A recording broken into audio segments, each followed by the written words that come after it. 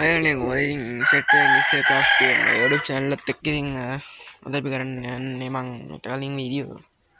කීපයක් ගෙනල්ලා තියෙනවා. එතකොට තිබ්බේ මේ කූඩුව. ඉතින් මං අලුත් කූඩුවක් ගියාවා මේ පෙන්නන්න. හවස බැස්සකුත් එනවා මං අර පැත්තෙන්. වයින්ව ගැන හත්වන්ට පොඩ්ඩක් ලෙඩ එනවා.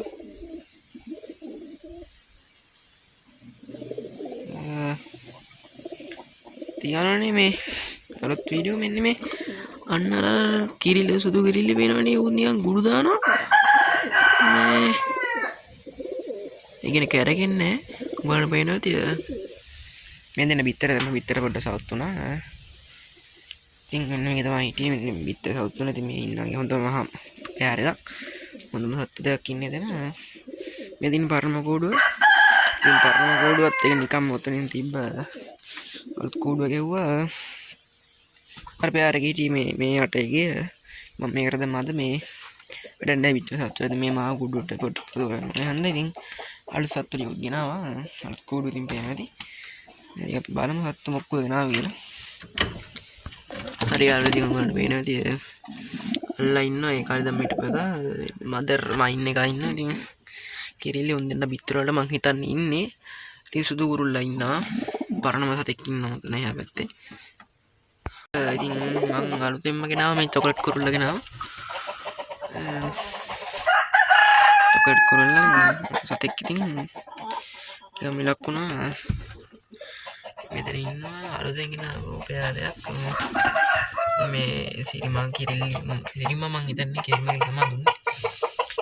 කිරිල්ලි සිරිමා කිරිල්ලි මෙතන ඉන්න මයින් අලු මයින් එකක්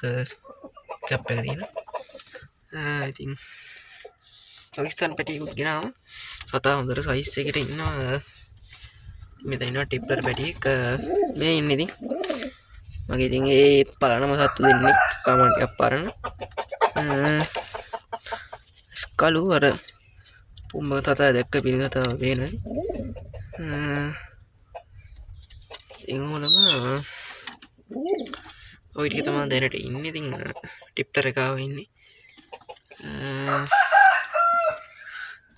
කොහොමත් තව සත්තු දෙන්නෙක් විතර තමයි ගේන්න බලාපොරොත්තු වෙනවා එළවණු වීඩියෝ එකක් ළඟදිම ගේන්නම් මං ඉතින් කූඩෙත් මේ පේනවාද